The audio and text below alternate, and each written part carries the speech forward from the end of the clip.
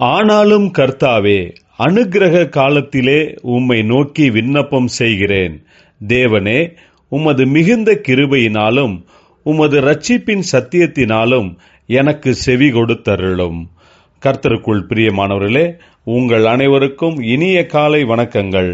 இன்றைய வேதவசன தியானத்திற்கென்று நாம் தெரிந்தெடுத்திருக்கும் வேத பாகமானது அப்போஸ்தலனாகிய யோவான் எழுதின 3ஆம் நிருபம் 1 அதிகாரம் 9ஆம் வசனம்.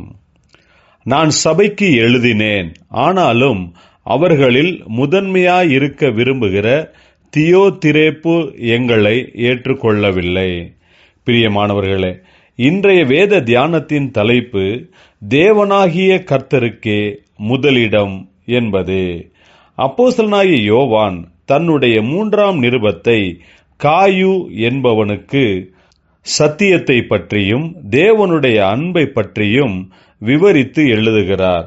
கர்த்தர் மகா அன்புள்ளவர், சத்தியமுள்ளவர் என்பதை அறிந்து கொள்ள வேண்டும். இதையே அப்போஸ்தலர்கள் ஜனங்களுக்கு சுவிசேஷமாக அறிவித்துக் கொண்டு வந்தார்கள்.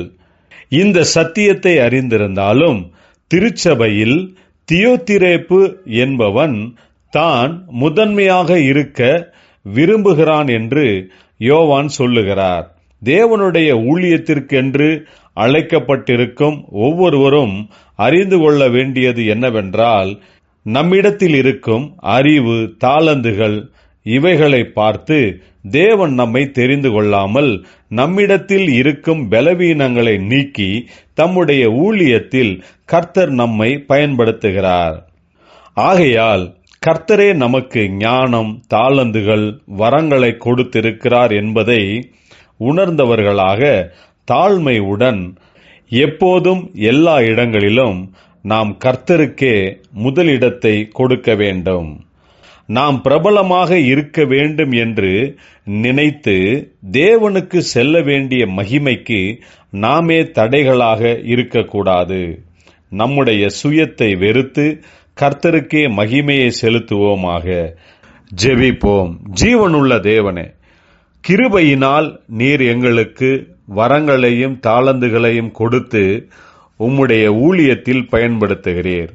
நாங்கள் எப்போதும் எல்லா இடங்களிலும் உம்முடைய நாமத்திற்கு மகிமை கொண்டு வரும்படியாக எங்களை பயன்படுத்தும். இயேசு கிறிஸ்துவின் நாமத்தில் ஜெபிக்கிறோம் நல்ல பிதாவே. ஆமேன்.